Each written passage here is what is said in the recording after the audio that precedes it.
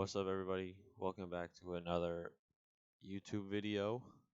This one, we're going to be going over the same strategy as the last video, except now I'm going to go over the stochastic inputs, and we're going to do some back testing to see if we can find another good running strategy that we can test further on a sim account. So, it's almost the exact same as the RSI. We just make a couple of changes. So first load up stochastics, and then you need stochastic peak index and stochastic bars till peak expires. So same, just changing RSI for stochastic. Next, all we need is a stochastic period D. The other two, we just need to set them. We don't use them in this strategy. So then if we do want to use the stochastic, we need to load it with data and then add it to the charts. So here's the RSI logic that we went over the last video. The stochastic logic is going to be basically the exact same. So if we are using it and we have not found a peak, then basically this searches for the peak. If a peak is found, then it saves the high index or the low index.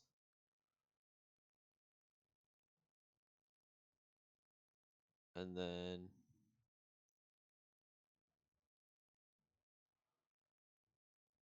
if not, then we do not have a peak found and it says it's a -1. So one thing I did just notice from stochastic and the RSI is, say we want the peak to be, not so deep. So we'll say the peak can happen when stochastic or RSI is just below the 40. So that we would change here. So I have these currently hard coded to 20 and 80, and RSI, they're hard coded to 70 and 30.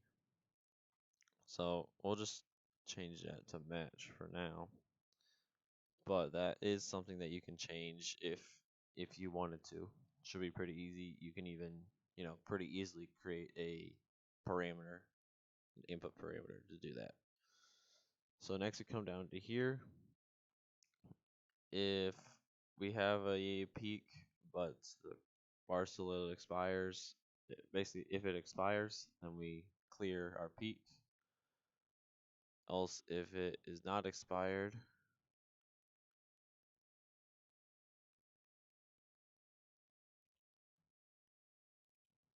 or when stochastic goes past our peak again, then we clear our peak.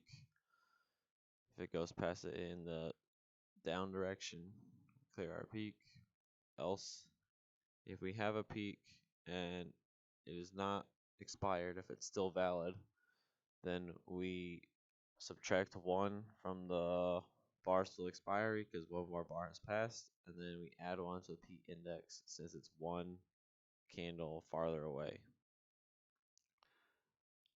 Next, here's the same RSI entry logic, and now here's the stochastic execution. So if we have a peak and the position is flat, if we have an engulfing, if the stochastic of the engulfing candle is less than the peak stochastic and price is greater than the peak index, stochastic peak index, then we enter short. And then the opposite is true for buying. So basically the exact same. You can just copy and paste from the last video. You just got to change the peak indexes and the indicator basically to stochastic. So now that we have that, just to show it real quick, I'm going to load it up on the chart.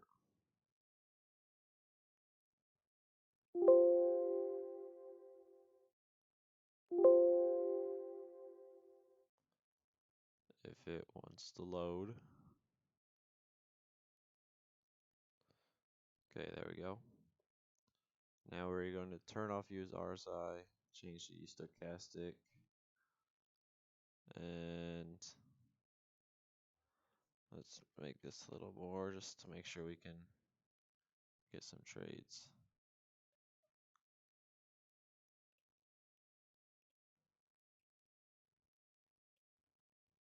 Okay, so here we go.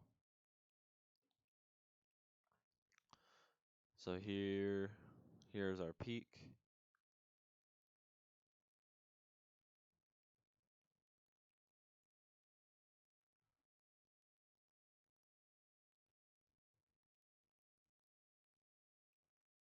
Hmm.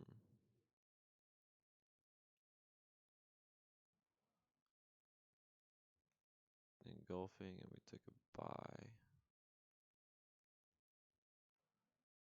Not sure if the coloring is right, because I would think this would be the peak, this candle.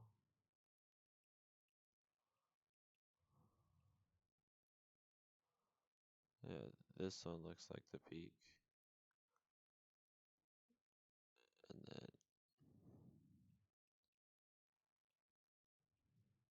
but the strategy looks like it's working good. Buy, yep. Let's see over here.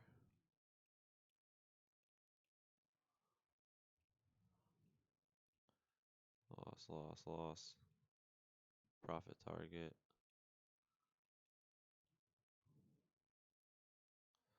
Let's just make sure it's,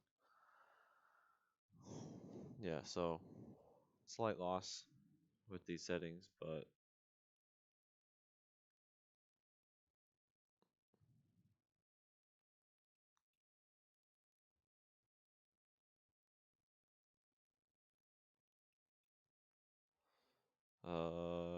wait a second.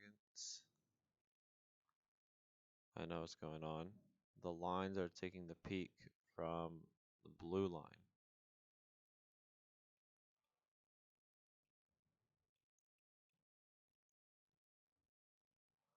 Yeah.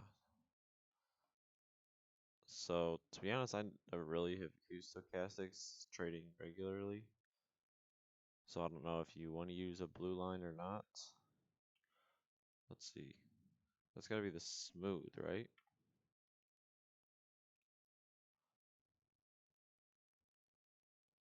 No, because that changed.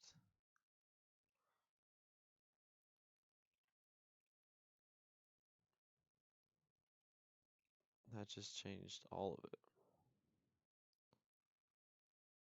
So it looks like this, the K does changes nothing. Oh wait, it does.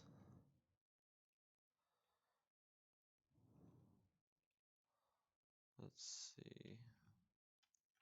This back to 7. If we change this,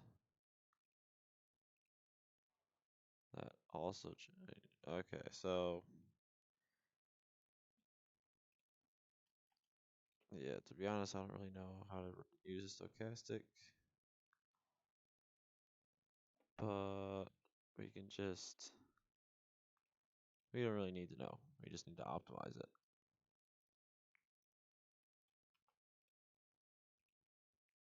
Yeah, so I guess all three of them affect the trades. So let's go to new strategy analyzer and see if we can't find a good strategy. So a tip to make backtesting run faster is come down here, right click, do show log, and then remove all non-pinned. It saves all your backtests down here, and that can um, use up a lot of memory and stuff that you're going to want to use when you're backtesting. So let's go to Divergence. Now we are not going to use RSI, only going to use Stochastic. And I want to run everything on MNQ. Oh yeah, so that the video yesterday where we found those settings for the divergence on NQ with the RSI, I was testing it on micros, and it just was not as good at all. So I'm gonna also redo that testing on micros today, and also, I mean, we could do some other pairs as well. So let's just run, make sure it's taking trades. All right. So yeah, that's actually that looks good because we can easily flip this. There's this steady line that continues. We just flip it to go long and short, where it goes short and long, and then that would be positive. But let's do our optimization. So we're gonna change this to here, optimizer genetic.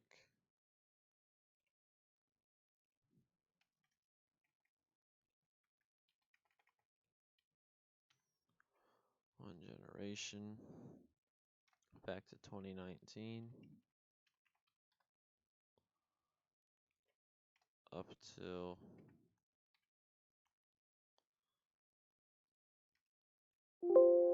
let's do up to beginning of this year. Then we want to optimize data series as well.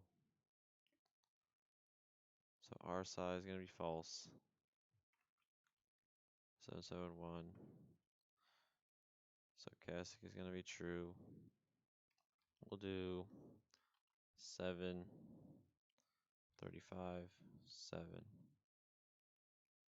I don't even know what this should be, but let's do 7. We can do 4, 24, 4. Smooth can be 2, 10, 2.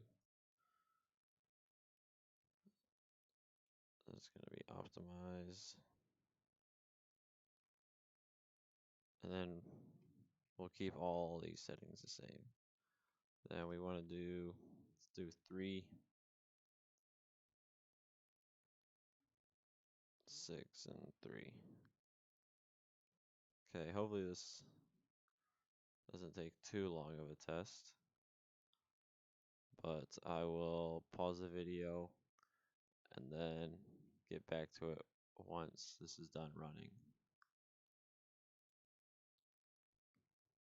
Alright, so while I was running it, I got a error right here that we were trying to access a bar when there weren't enough bars loaded. So I think that's because when the stoch period is 35, and if we don't have 35 bars loaded, that's when we're going to get the error. So I came back here, and basically if current bar, if we don't have enough bars for any of these values, then we will return. So that should fix the error, hopefully. So if you are copying this, make sure you add this in so you don't get any of those same errors. So I'm just going to compile that. And then we'll rerun the back test. This one is going to take me about 40 minutes. So I'm just going to shorten it just a little bit.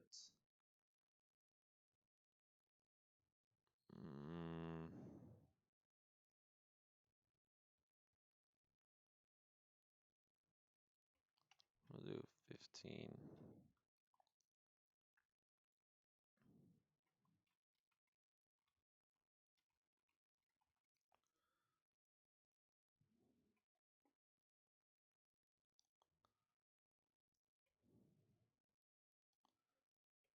And then, yeah, this looks good. Alright, and so we're just going to let this run. Alright, so this is like half an hour later. I cannot get my Ninjatrader to not crash. So this is the third time it's going to crash. Yeah, Ninjatrader kind of sucks. if there was something else to use, I definitely would, but so I don't think I'll be able to do the optimization in this video. So hopefully later I can make another video on optimizing that and share what the results I get from trying to optimize for the divergence and the stochastics. I'm going to redo both of those. And so if I eventually am able to do that, I will make a quick video to share that. So yeah, thanks for watching. Let me know if you have any suggestions or comments or tips on how to get the backtester to load well. I am looking for a new PC, so hopefully that should fix it or at least help it. But yep, thanks for watching.